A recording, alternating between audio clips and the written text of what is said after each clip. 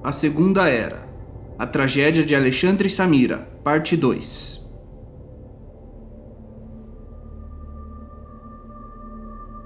Os vampiros de classe inferior, que infestam o submundo da sociedade, eram mortos-vivos, devido à falta de sangue puro das rainhas para se alimentar. Eles tornaram seres animalescos, quase mitológicos. Eles evitam o sol, têm orelhas pontudas e dentes incisivos compridos. Muitos moradores começaram a formar grupos armados regionais e passaram a caçar esses vampiros inferiores, que não morrem com quase nada. Só despedaçando seus corpos ou queimando eles até virar cinzas eles morrem. Alexandre juntou-se a um desses grupos. No ano 2197, a Guarda Real levou Alexandre preso. Ele foi acusado de ser ladrão e baderneiro, mas nunca foi estabelecido o que ele roubou, nem quem eram as vítimas de suas badernas. Neste mesmo ano, a alta corte de Elgizar, vendo que não dava mais para esconder os vampiros, resolveu admitir sua existência novamente. O rei Ramon informou a população de que vampiros estavam tomando o sub-reino e que eles eram aliados dos elfos. Os elfos trouxeram os vampiros porque eles querem continuar sugando nossas riquezas e sustentando sua vida de luxo, discursava o rei.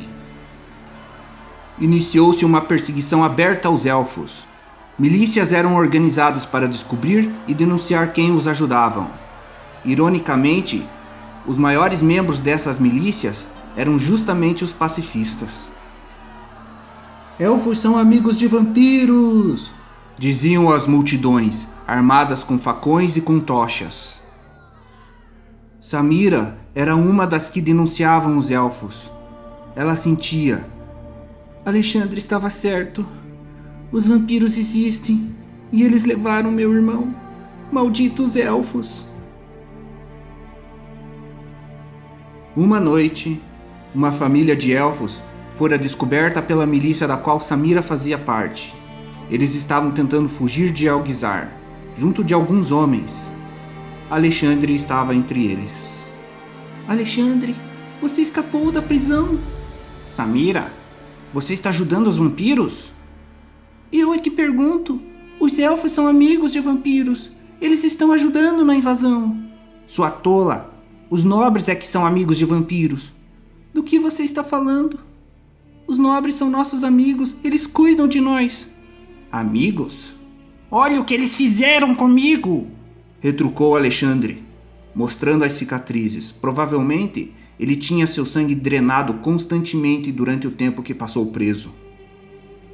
Alexandre e Samira discutiram até serem interrompidos pela Guarda Real de Elgizar, que veio até ali e começou a executar os fugitivos capturados pela milícia. Alexandre conseguiu fugir com uma elfa. O resto, infelizmente, pereceu. As vítimas tiveram seu sangue removido e colocado dentro de barris, onde era misturado com uma poção para poder preservar e transportar em direção à capital. A poção era feita do sangue de Silvia e Kátia, para poder alimentar os vampiros de primeira classe. Horrorizada pelo que viu, Samira não sabia dizer o que era verdade ou mentira. Uma de suas colegas a denunciou. Ela disse que Samira é irmã de um dos caras que conseguiu fugir. E assim Samira foi presa e acusada de ser amiga de elfos e de vampiros. Em seu julgamento, foram tornados públicos as participações delas em festas onde vampiros sacrificavam inocentes. Festas essas que os nobres promoviam. E que muitas pessoas vítimas de vampiros, de fato, estavam com Samira nas noites de seus desaparecimentos. E assim Samira foi condenada à morte. Ela entendeu que todos lá sempre foram vampiros e que ela foi usada. Todos do país foram. Gritando, ela acusou os nobres de serem os verdadeiros vampiros.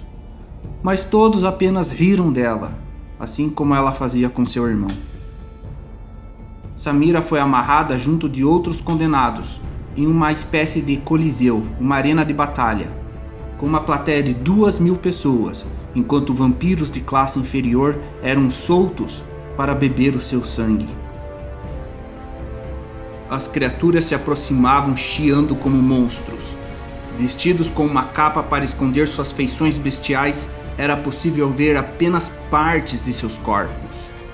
Alguns tinham um dos braços transformados em asas. Outros caminhavam como cães, seus olhos brilhando em vermelho. Era uma visão assustadora.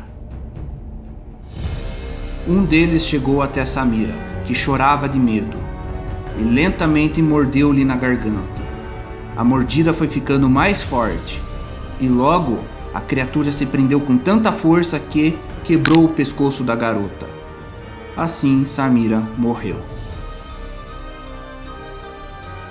No alto do Coliseu, 2 tronos eram ocupados por 2 belas jovens, Silvia e Kátia, que desfrutavam da cena.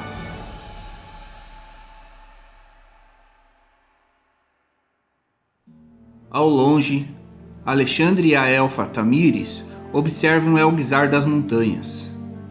Uma sombra parece pairar sobre o sub-reino. O destino daquele povo estava selado. Quando eles atravessaram a fronteira, Alexandre sentiu um aperto em seu coração e Tamires segurou sua mão com força. Dali nasceria a terceira união entre homens e elfos. 2 anos depois, Alexandre, que sobreviveu, encontrou com o Rei Supremo de Sulinor, Túcan VII, que diante de tais revelações isolou Elgizar e declarou o local sob ocupação inimiga. Seu desejo era retomar o sub-reino imediatamente, mas isso retiraria recursos importantes da linha de frente no norte. Por isso, a invasão nunca aconteceu, e assim Elgizar foi abandonada.